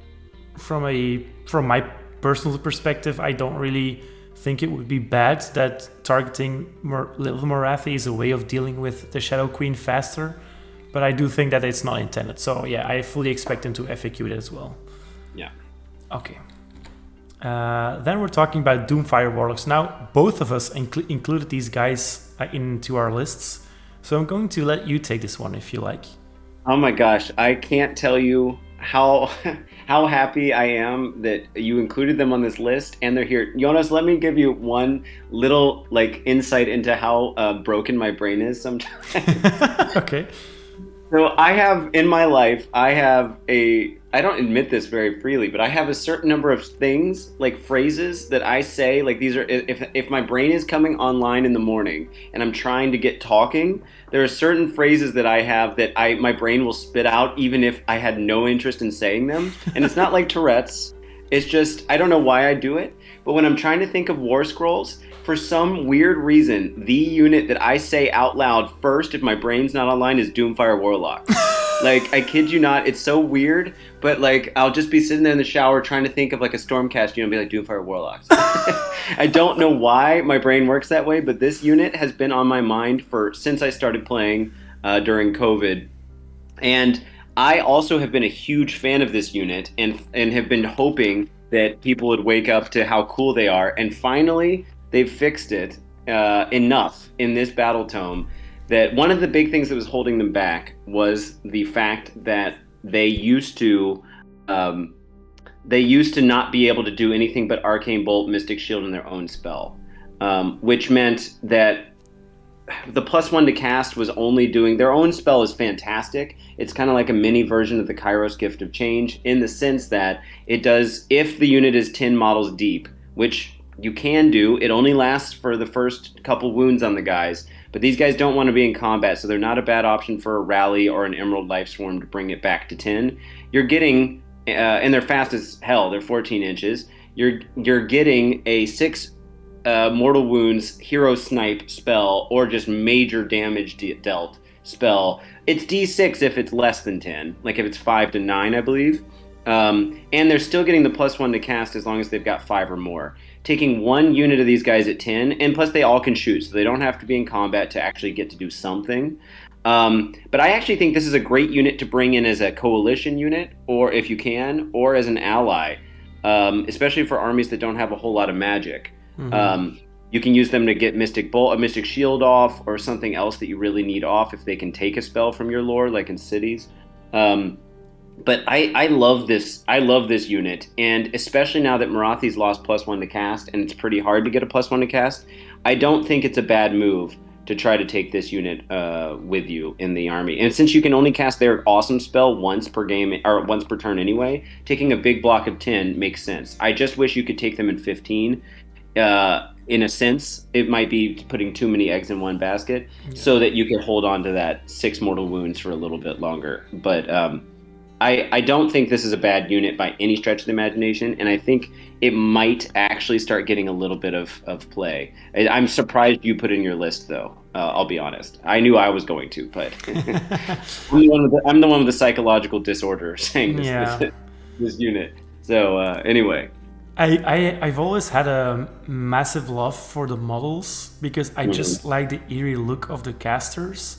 I mean, look at that guy's face. That is evil as can be, right? I hate the rabbit teeth of the horse, though. You could just chop those off. Yeah, You know, yeah. something else. And I can imagine riding like that. I mean, you must fart a ton when you're when you're riding on top of a horse, bouncing up and down with your knees like that. I mean, goddamn. It's basically a portable squatty potty. Yep. You know what else is good about these guys, and you might be jealous of this in Lumineth or a lot of other wizard units, is that they stay a wizard even when they're just one model. Well, it's funny that you mentioned this, Ryan, because in the Discord channel, by the way, everyone that's listening now should join our Discord and join the discussion there. There is a particular subscriber, and you know who you are, that made a comparison between Doomfire Warlocks and Dawn Riders. And he is of the opinion, and I incline to somewhat agree with him, that they're just better in all ways. That's bold. It is very bold. It is very bold. But They suck in melee. They suck in melee and have a worse save. But yeah. But then Dawn Riders also suck in melee, so like Not hard. against a horde on infantry. I think that might change coming soon. We'll see. I hope. One can hope. One can hope. But yeah, Doomfire Warlocks, awesome. Okay. The High Gladiatrix, this was a model that I thought was going to be so bad when I saw it in the new box set with the Night Hunt units. I was like, they are going to find some weird rules for that don't really matter and no one's going to take her. But she is amazing. I would take her in every list just because she's so cheap. 90 points. I wish we had something in Lumineth that was 90 points. Something. Yeah, well, that's what they're doing with the FOMO boxes, the new army battle boxes, is including these new heroes and trying to encourage you to take them by them being cheap. I don't think it's going to last. This unit is adding too much value to the army to stay at 90. Mm-hmm. With that buff that they're changing the wound to wound characteristic, not buffing, giving a +1, and changing the Ren characteristic, which is amazing. Yeah. And not to themselves, mind you, but to any witch elves or sisters that are holy than 12. And it gets the pile-in rule of the sisters, which is allowing it to keep up with them a little bit better, which is incredible. And circumvent Unleash Hell. Yep. This is a great unit. I wouldn't mind this unit having those rules if you would probably only take one, but being at 90 points, there is no reason why you would not include two if you're running a Witch Elf or Sisters of Slaughter build, as we will discuss with your list. But yeah, I do agree. I think it should be at least 30 points more expensive. It's in 6 wounds too, which is not normal for so cheap. No, it is weird. Anyway, amazing model. We'll talk about her later in your list. Then, speaking about your list, Sisters of Slaughter, I really didn't like these guys in the last book. I think they're great now, just because there's so many ways you can buff them, and because they have the 6-inch fight and pile-ins ability, which I like because I play zombies a lot when I play Soulblight, and having that 6-inch pile-in is so massive. Yeah, I don't like the 6-inch pile-in. I'm okay with the amount of movement they get to do, but I don't like that if they're not in combat at the start of the combat phase that they still can be in combat. I'm just not a fan of that. I really wish they would FAQ that out of the game, because it just makes for feel bads. Especially with Von Hell's Danse Macabre, where you can fight twice. But whatever. It is the way the game is played now, which makes them super strong. I would definitely run them, as you see in my list. The shields got better because now they changed the save characteristic to a 5, so that you can make them a 4 if you need to. They get run and charge, right? And they're getting reroll fail battle shock test. This is the same with the Witch Elves. They can do splashback wounds if you take the shield. Otherwise, they've got 3 attacks on 2 different profiles, one of which, the better of which, is on a 2-inch range, which means if you take a giant block of them, they're on 25 mil bases, which means they can all technically get in combat if you're really good with your positioning, if you take even a big block. Yeah, it's a fantastic unit. Any army would be jealous to have this. 135 looks expensive for 10 models with like a 6-up save, but it gets a whole lot better once you put the buffs on them. Yeah, that's the thing, right? If you're looking at flat out war scrolls, they are not great. But then if you're looking at the synergy from within the army and the ways you can buff them, amazing. Yeah. Okay. The last one, the Avatar of Khaine. Do you agree that I put him on here? I think, look, I don't like playing I kind of wrote a net list kind of list with the one exception, but like I generally like to play with other things. So when we were talking about taking the extra cauldron, my suggestion was taking 3 avatars and then 1 hag queen on cauldron, 1 slaughter queen on cauldron, so you can get all 5 in, what is that, Hagnar. I like this guy a lot. He's also got a 5-up ward now, which means he's got it at all times the whole game, which is the opposite of getting turned on later, right? Like he used to not even be usable until Battle Round 3, unless you got the prayer off. And now he's like got a 5-up ward, which means he's getting the blood rights table early, effectively.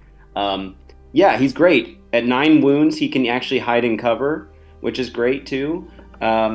He hits pretty hard. He's kind of like a shark, like a really slow shark that doesn't do great shooting. I was just going to say that. He's like sharks in the way that they don't really...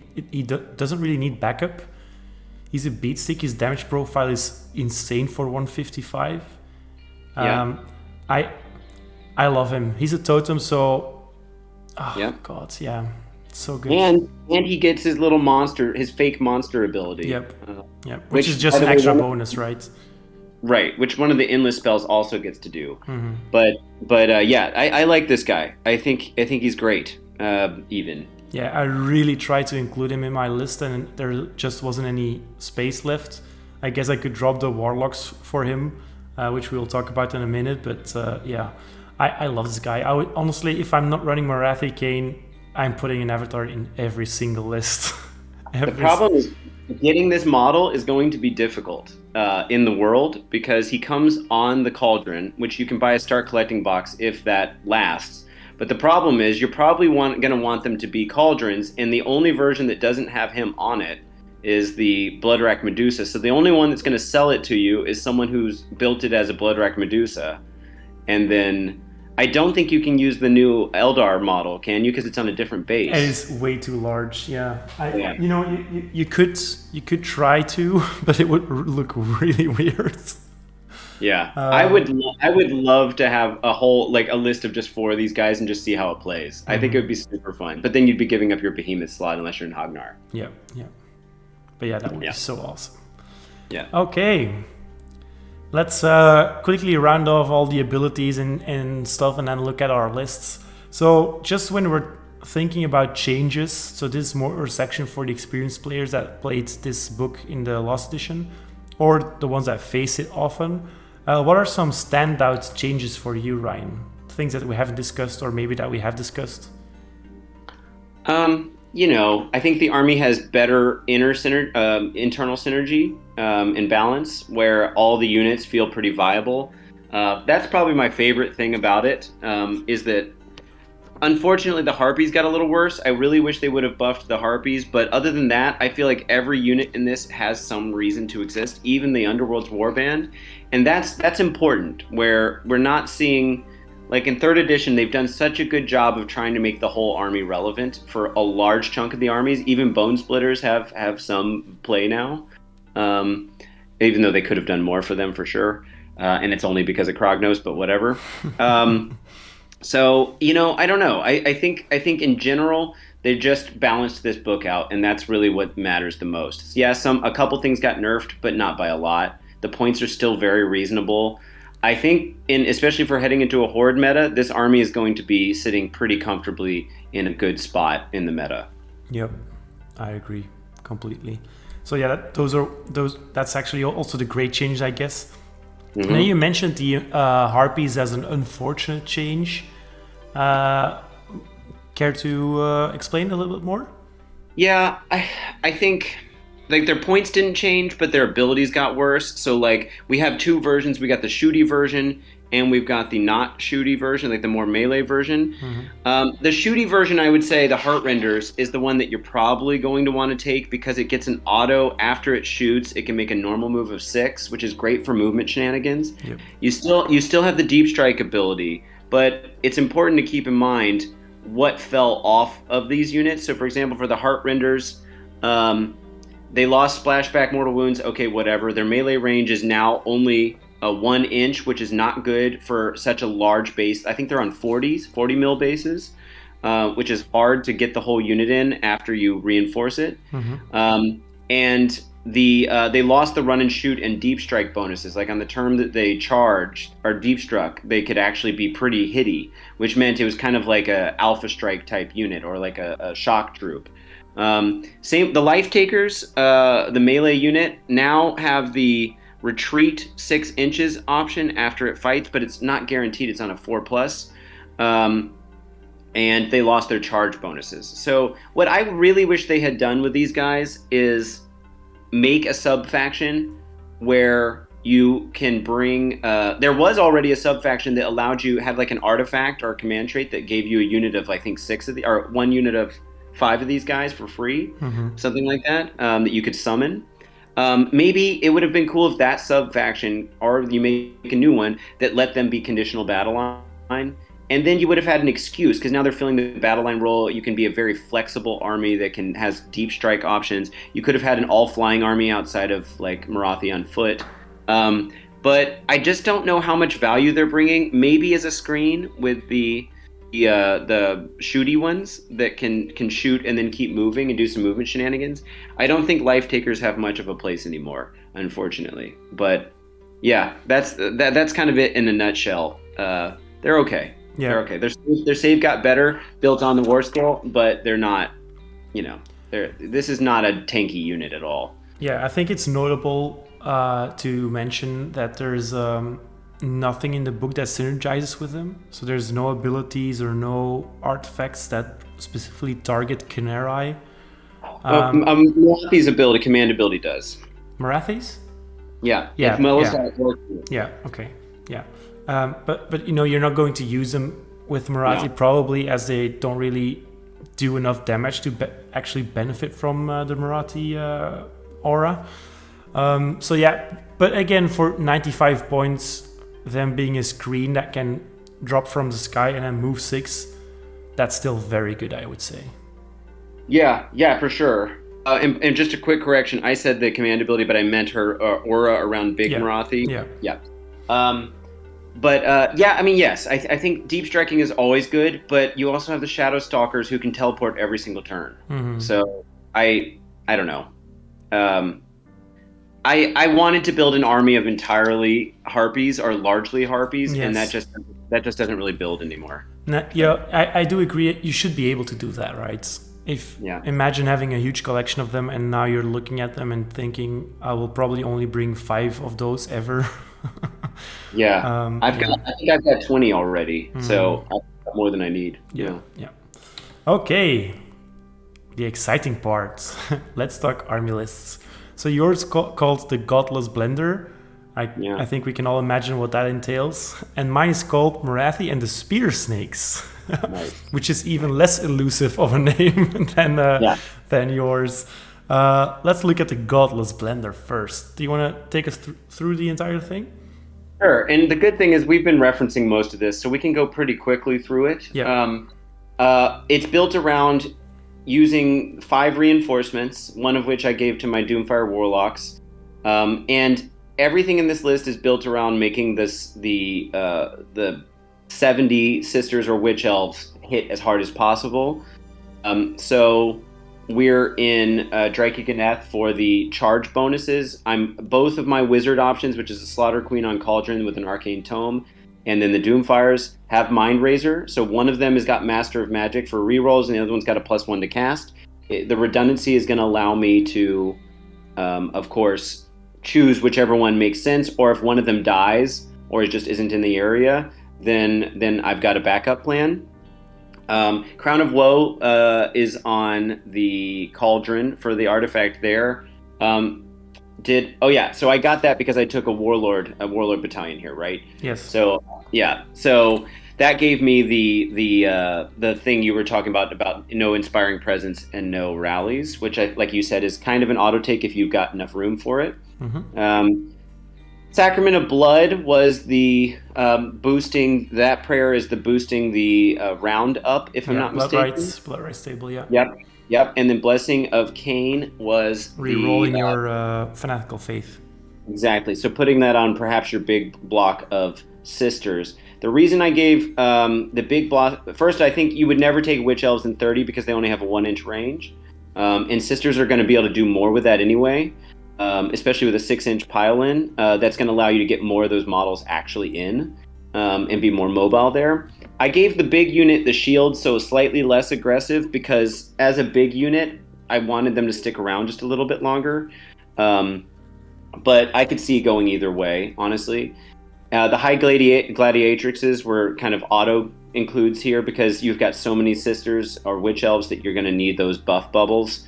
And then the Doomfire Warlocks, again, can do their own spell if they want, or can do Mind Razor, or, of course, Mystic Shield, whatever.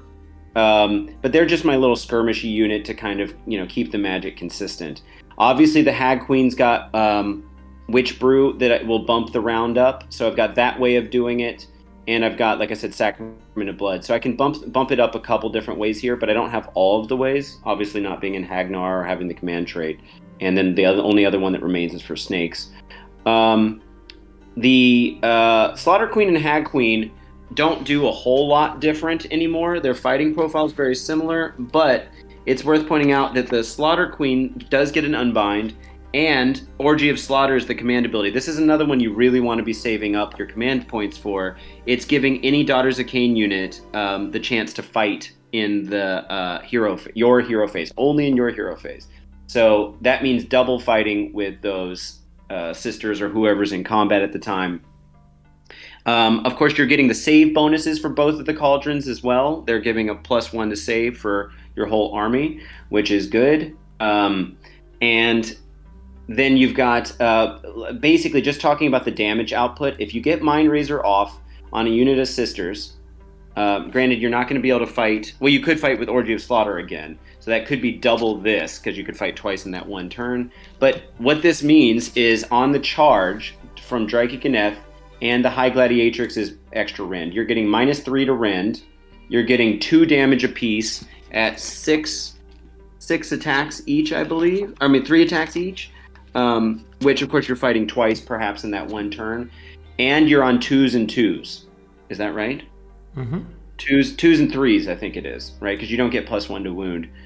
2s and 3s, which is fantastic if the battle round is high enough or you're using all-out attack or whatever. Yep. Crazy amount of damage. If you just do the math on it, it can bring down anything in the game. Pretty straightforward. And it's weight of dice, too. So even if it's got a save stacking, which, remember, -3 rend isn't going to help as much, the save stacking. But it's just brutal. Like, if that unit gets everything it needs off, and it can get a charge in pretty easily, remember, you don't get the charge bonuses if you use the 6-inch pile-in, because it doesn't count as a charge. If you use the 6-inch pile-in as your way of getting into combat. Yeah, that's fair.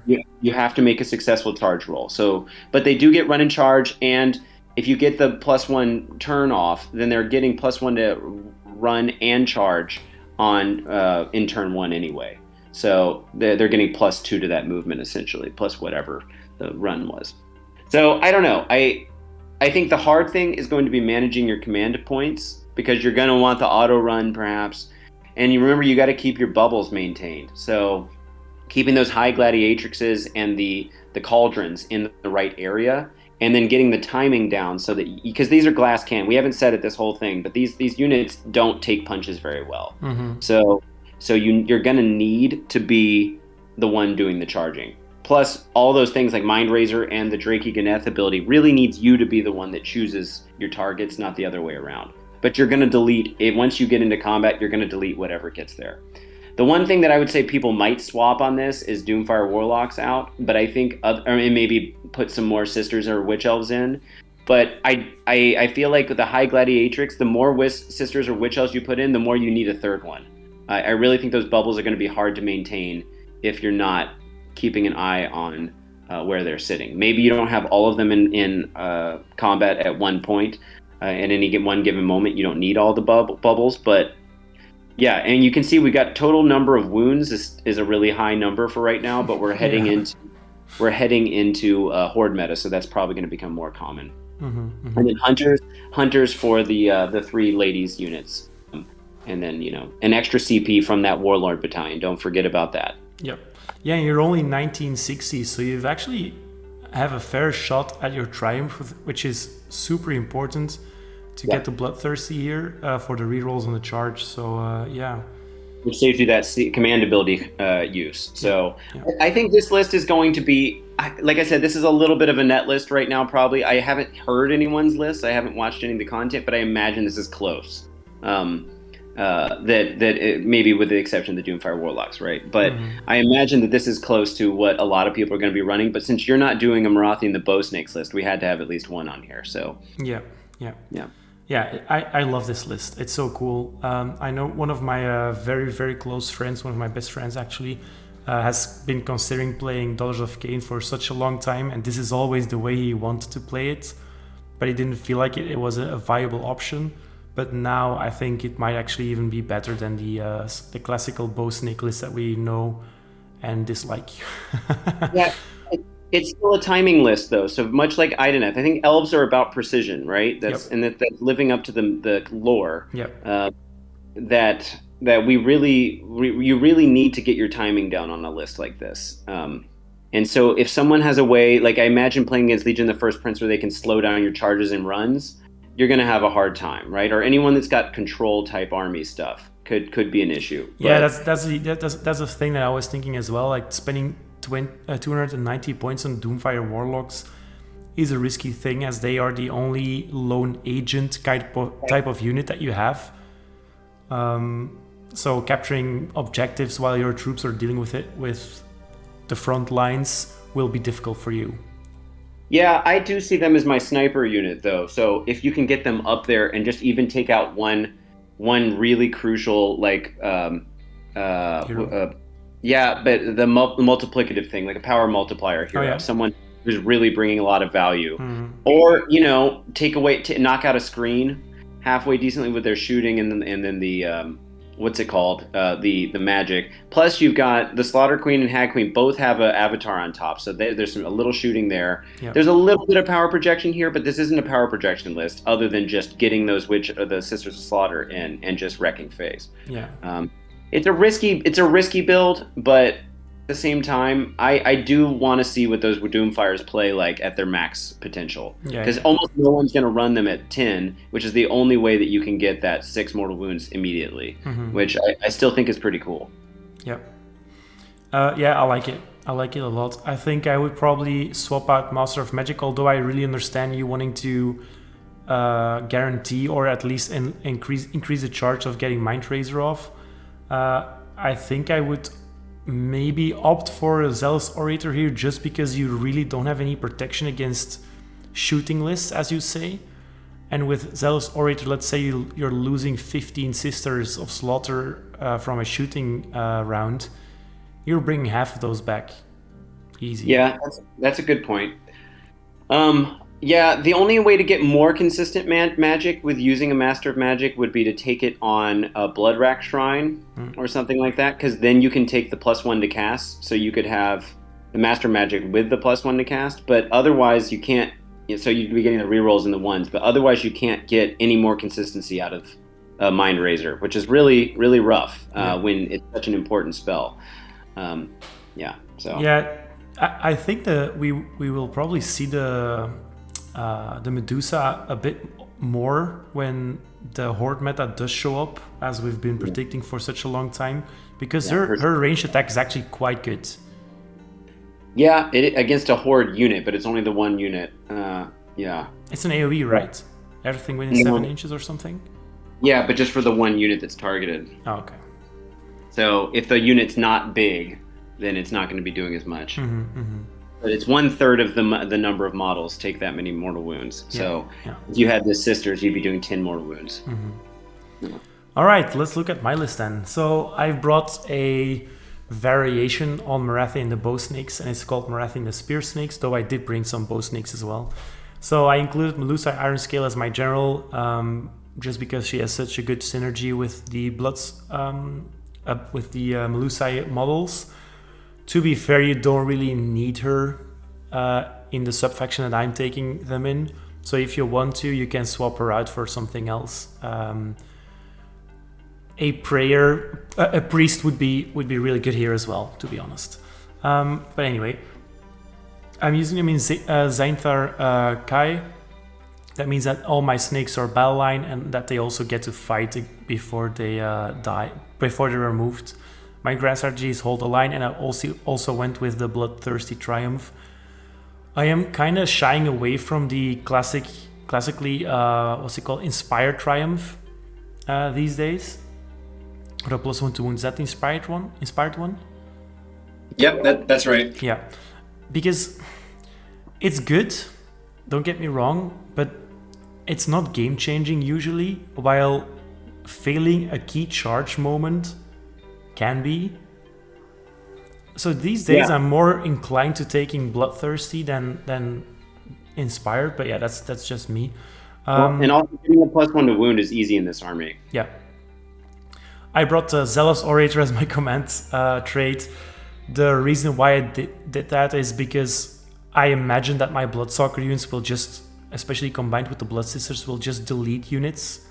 And then having that chance to rally back half of the models that I lost is just amazing and great value. And then obviously the Crown of Woe as an artifact, because it's just so good. I brought Marathi and the Shadow Queen here mainly because the Shadow Queen synergizes well with the snakes, and it's another distraction, I would say. If you were to swap her out, which you definitely could, you don't really need her in this list anymore.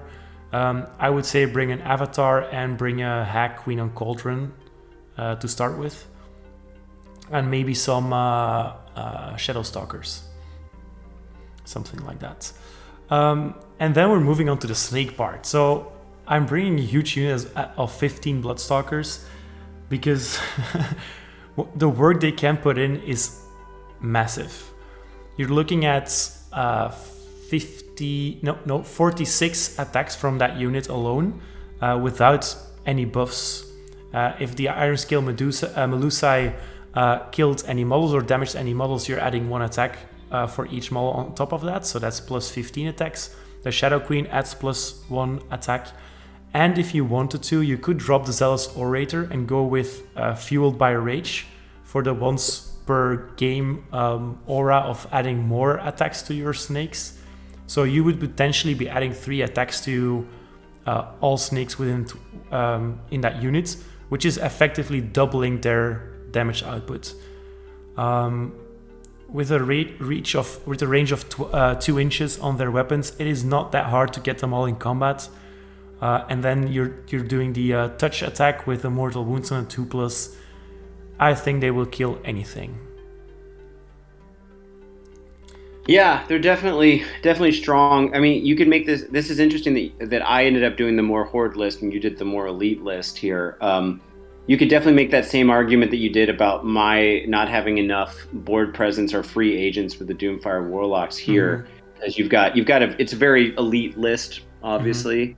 Also, just for the record, I should have checked this beforehand, so my bad. But your wounds, bodies, and models counts are actually off by a bit. You've actually got 10 more models and bodies than you have listed here, so it's a little bit more. And your wounds is actually a little bit less. I think it's 97. But regardless, it's in the ballpark. It's good to know you've got more bodies. Remember, Marathi counts as 7 bodies because the big Marathi is 5 and little Marathi is 2. And then the rest of your models here only. Yeah, I built this list in War Scroll Builder, and I think they haven't adjusted the values yet. And that's why the Shadow Queen points have been wrong twice, and the wounds are probably wrong as well. Yeah. Um, And of course, Marathi's wounds only count as 12 for both models combined, Yeah. even though it says 6 on the war scroll yeah, for the little. yeah. So those statistics are wrong, sadly. I put everything in a battle regiment just because 10 Blood Sisters shooting twice is still very strong. So if you're coming up against a list where you really need to delete a specific unit, you still can do so. I do agree that a huge downside of this list is the maneuverability and the fact that you're playing a very elite army, so you don't really have the maneuverability that you would from a less elite build. But coming from Lumineth, I really like my elite style armies, though I do think that maybe this list is even better without Marathi and a Shadow Queen. I've been considering it just because you have a bit more distraction. Again, you could drop the 5 Doomfire Warlocks and put in a squad of Canary to just a Deep Strike, or a squad of Shadow Stalkers would be fine here as well. Yeah, so obviously you leaned into almost everything possible with the snakes except for the command trait. I'm curious about that. Why not Fueled by Revenge for the once per battle +1 to attacks, which when combined with...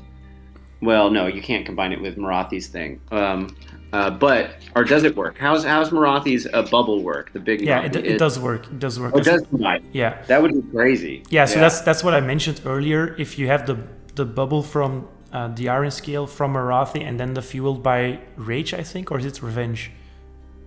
Revenge, yeah. Okay, Fueled by Revenge. That's doubling their output. I just don't think it's necessary. Okay, yeah. And Zealous Orator is going to bring more of them back. Yeah, I think if you're looking at where your damage is coming from, you're really hoping that your snakes survive. And as you mentioned, Daughters of Khaine, they hit hard, but they die very easily. And I think that's still true for the snakes as well. So I don't think I need any more punch with the Blood Stalkers. That's actually the other way around, isn't it? Yep, the names are wrong. Shit. So it should be 15 Blood Sisters, 10 Blood Sisters, and then 10 Blood Stalkers. So the Stalkers are the one with the bows. Yeah, the names aren't very obvious. Yeah. Yeah, and they're all, like, everything is a sister in this army. Somehow. Yeah. Keep in mind, I don't play Daughters. I just like theory crafting about all elven armies. Yeah. So with a Sylvanet video that's coming up soon, I'll actually have covered all the new elven armies in Age of Sigmar. So it's just waiting for the Umbraneth now to. Oh man, I can't wait. Yeah. So one of the things that I think about here is like I do love leaning into like every possible thing that you could do that would buff the snakes. But by including Marathi, like you said, you end up eating a whole lot of points that you could have more snakes in, which would add to the bodies situation. And how many more would you put in here? Or would you, because I'm tempted to say you need at least one buff wagon so that you're getting that +1 to save bubble. And that's a good bubble too, it's 18 inches. I think that would bring a lot of value. I would probably swap that, and then you'd get a priest in here, which could give you a prayer and some other stuff. Yeah. If you were to get rid of Marathi, what else would you do? So I would add the Hag Queen and Cauldron, for sure, and then I would probably lose the Warlocks and just put in a Canary squad or the Shadow Stalkers for backfield objective grabbing, or 2 units of three Revenants if they retain their ability to teleport every movement phase. Yeah, why the Hag Queen? So you want Witch Brew over the command ability to fight again? Oh, sorry, yeah, it's the other way around. As I mentioned, those names, they're... Okay. Yeah. I think both are very good, just to be clear, because as I mentioned, the fighting again, you already kind of get that from the Zainthar Kai subfaction when you die. Yeah. With Zealous Orator, you bring them back, so you're already getting that. And the Witch Brew would effectively very easily put you on 2s and 2s. Yeah. Because they're already 3s and 3s. -1 rend, 1 damage. So just imagine if you're getting all your buffs right, Melusai Iron Scale and increases their attacks by 1. If you're still playing Morathi, you're getting them to 5 attacks. Obviously, you're not if you're including Cauldron. So that would be 4 attacks on every single model, 5 on your leader. And then you're hitting on 2s with all-out attack, or maybe just with your Blood Rites stable. Wounding on 2s with the Brew from your Blood Rites stable. That is massive. Yeah, so in thinking through the list, one of the things I think I would actually use a Bloodrack Medusa on foot for this, because she can keep up with it. She's the same speed as the snakes. She's a wizard, 2 unbinds, but most importantly, she has the once per combat phase bump them up. It's basically Witch Brew specifically for snakes. And then that would be a cheaper way to get a similar effect, plus some magic, plus some extra unbinds.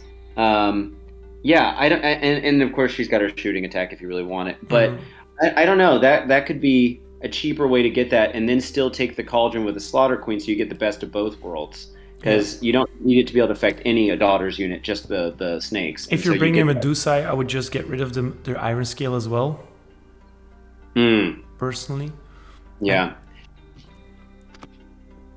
Yeah, she's got the run and charge command ability that you give to the snakes, which might be crucial. I don't know. Yeah, I feel like playing with snakes playing with melee snakes is gonna take some fiddling for some people, because we're not used to doing it. And but it's still a really strong unit and a really strong army. I feel like maybe some more screens could also be a thing too. But with Morathi, it just eats up so many points, and it's fun. Like we've talked about with Teclis, it's always fun to take a god character. Yes. So. Yeah, no, I look forward to playing against a list like this. This looks fun. Yeah, that's why I built this. It's not that this will probably be the most competitive list, because it's just, as you mentioned, there's too little flexibility to cover all your bases against a competitive meta. I just think it would look so cool on the table. Oh yeah, definitely. Or more snakes, even more. Yeah, Morathi is the queen snake in the middle, though. It looks really cool. All right, let's move on to our conclusion and finish off or round off the video. So let's quickly talk about internal and external balance in the book.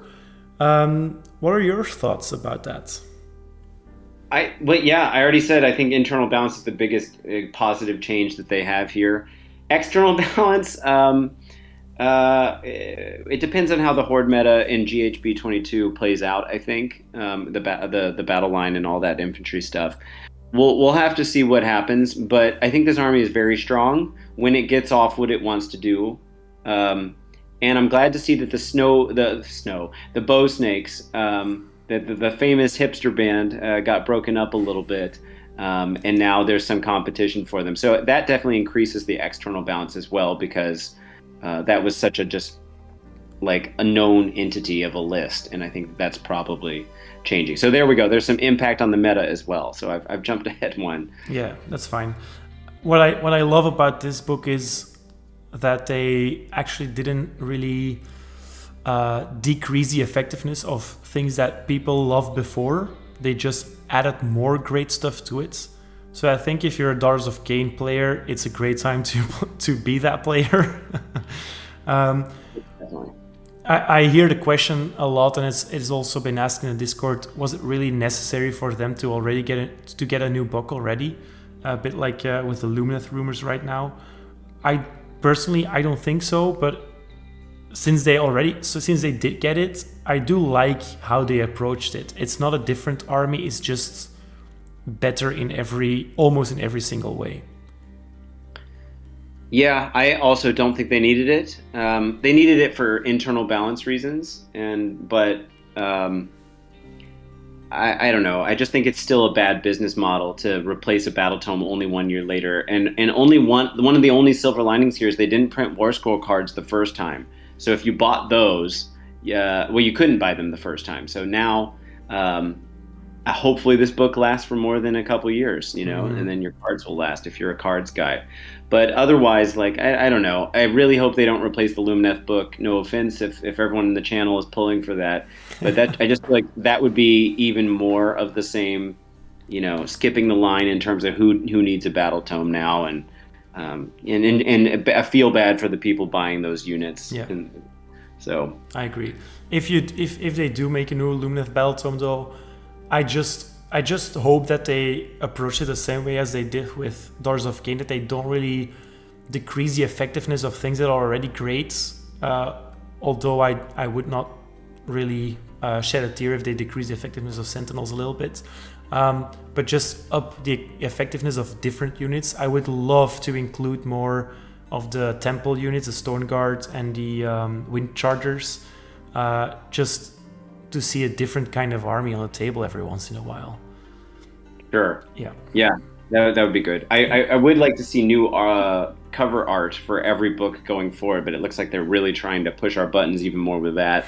I don't know if that leak was true or not. It looked like a fake Battletome for the Lumineth, but apparently, if that is true, you're not getting new cover art, which would also be kind of a kick in the groin. If it does end up being fake, and the guy who's made that fake image is listening now, please just stop whatever you're doing. Like, don't do this. Why would you throw oil on the fire, right? Don't do it. Oh right. God. Let's talk impact on the meta and maybe include the external balance in that topic a little bit. So I think Daughters of Khaine are going nowhere from where they are now. They were a great army. They were falling off a little bit, as you mentioned, because the bow snakes build was just so obvious. But now with different builds, more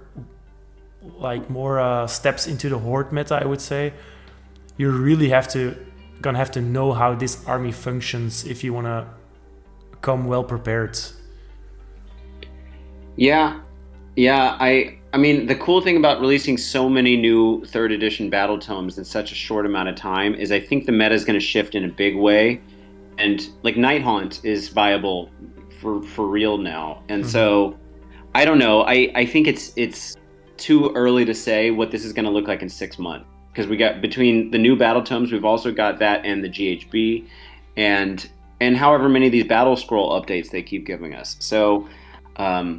I don't know. I do think they're poised for a very strong place, but I think a lot of books are going to be, and then we're going to have some new discussion of maybe something else being unbalanced. But I think in general, the game is increasingly getting closer to being balanced for everyone, which is what we want to see. Yeah. We talked about it briefly before we started recording, but the 3rd edition books have all been good, have all been balanced internally very well, I would say. And as you mentioned earlier, no unit feels extremely redundant or just a weaker version of a different unit in most tomes. So that's great. Definitely. Yeah. Especially in this book. There's almost no redundancy. Even Witch Elves and Sisters of Slaughter feel like slightly different. I mean, you know. Yeah. In a perfect world, you would want every single unit from this book in your list, right? It's not like you would ever say, I would rather take that unit twice just to do it better than that other unit does it. If you want to cover all your bases, you basically want every unit. Sure. Yeah. Okay, any closing thoughts, Ryan, before we end this video? No, I'm really looking forward to the Sylvaneth one, though. I'm supposed to be getting that box, the new box today for the new Sylvaneth stuff. So, little spoiler, hopefully I'll be getting to talk about that as well. Oh, you definitely will. I ordered 2 boxes. Nice. Yeah, and my video is actually, well, the PowerPoint is done for the overgrown terrain tactics, so you can expect that like this week or this weekend even. Okay, so with that, I would like to thank everyone for watching or listening. Please do leave a like and a comment if you enjoyed it. We thrive on your enthusiasm, I would say. Share and subscribe if you feel like it. The comments and the likes really help us get some more traction in the YouTube atmosphere, I would say. And that helps us out in the long term and motivates me to make more videos. Ryan, I want to thank you especially for being on the channel once again. It's becoming a monthly thing now, and I love it. Me too. Anything you want to say to the viewers before we end this video?